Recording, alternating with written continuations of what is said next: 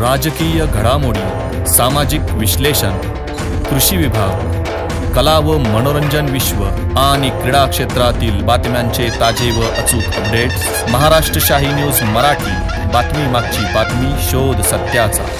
मालपाणी बजाजचे अधिकृत विक्रेते तात्या मोटर्स घारगाव हे घेऊन आलेत उत्तम प्रतीच्या दररोज एक्सचेंज सुविधा। जशी तुमची गरज तसे कमीत कमी व्याज दरात व सुलभ हप्त्यात लोन उपलब्ध। बजाज कंपनीच्या 100 सीसी, 110 सीसी, 125 सीसी, 150 सीसी ते 400 सीसी पर्यंतच्या सर्व प्रकारच्या टू व्हीलर गाड्या तात्या मोटर्सच्या भव्य दालनात उपलब्ध। आमच्याकडे आपणास उत्तम प्रतीचे स्पेअर पार्ट, समाधानकारक सर्व्हिस व इन्शुरन्स क्लेमच्या सुविधा दिल्या जातील। आपण आपल्या स्वप्नातील सर्वाधिक मायलेज देणारी आरामदायी गाडी घेऊ इच्छित आहात तर मग वाट कसली पाहताय? आजच संपर्क साधा तात्या मोटर्स घारगाव।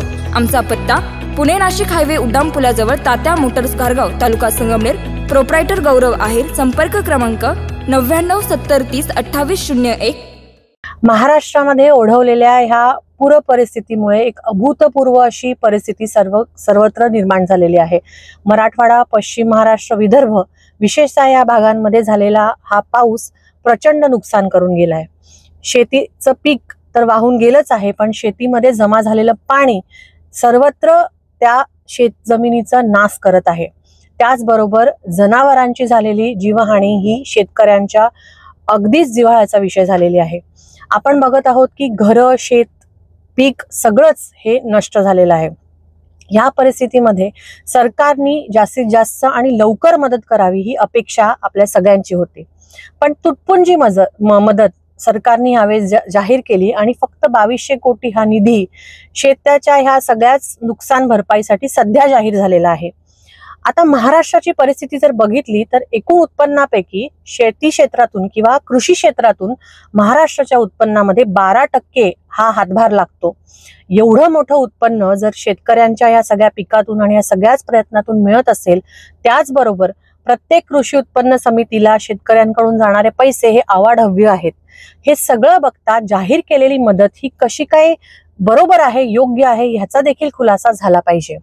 या सगळ्या परिस्थितीमध्ये फक्त शेतकरीच नाही तर प्रत्येक गावातील, छोट्या शहरांमधील दुकानदार, छोटे व्यावसायिक आणि शेतीवरती अवलंबून असणारे विशेषतः सगळे वंचित घटक, शेतमजूर ह्याचाही बराच मोठा नुकसान झालेला आहे। त्यामुळे ह्या पुढच्या नजीकच्या काळामध्ये लगेचच शेतकऱ्यांसाठीचे काही ठोस पावलं राज्य सरकारने उचलावी यासाठी सगळीकडून मागणी होत आहेत। वंचित बहुजन आघाडीच्या माध्यमातून राष्ट्रीय अध्यक्ष ॲडव्होकेट प्रकाश आंबेडकरजी, बाळासाहेब आंबेडकरांनी देखील काल राज्याचे मुख्यमंत्री यांना एक पत्र लिहिलेलं आहे आणि त्या पत्रामध्ये काही ठळक मागण्या आपण मांडलेल्या आहेत। सर्वप्रथम, आज ज्या शेतकऱ्यांचं नुकसान झालेलं आहे त्यांना नुकसान भरपाई ह्याच्या स्वरूपामध्ये प्रति हेक्टर किमान 50,000 रुपये हे सरकारने द्यावे ही मागणी आहे।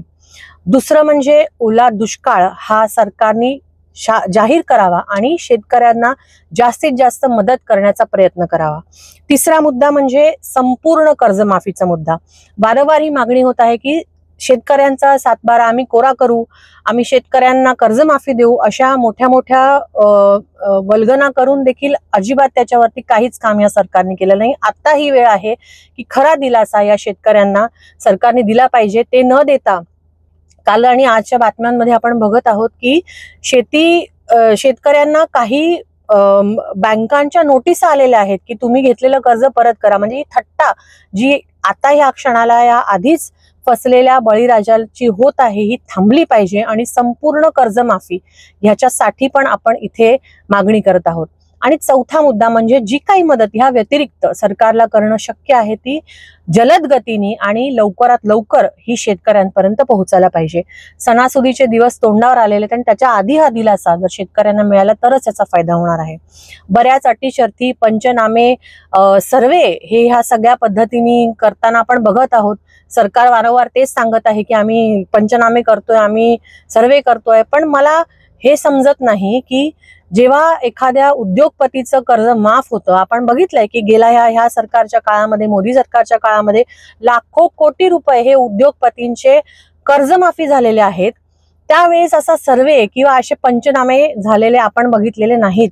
मग शेतकऱ्यांच्या बाबतीत अशी भूमिका हे सरकार का घेतं हा खरं तर प्रश्नचिन्ह आहे। त्यामुळे वंचित बहुजन आघाडीच्या माध्यमातून ह्या 4 मागण्या आपण कालच मुख्यमंत्र्यांना पाठवलेल्या आहेत आणि अपेक्षा करूया ह्या मागण्या लवकरात लवकर मंजूर होऊन शेतकऱ्यांना दिलासा हे सरकार देईल. धन्यवाद. जय. महाराष्ट्र शाही न्यूज मराठी, बातमी मागची बातमी, शोध सत्याचा.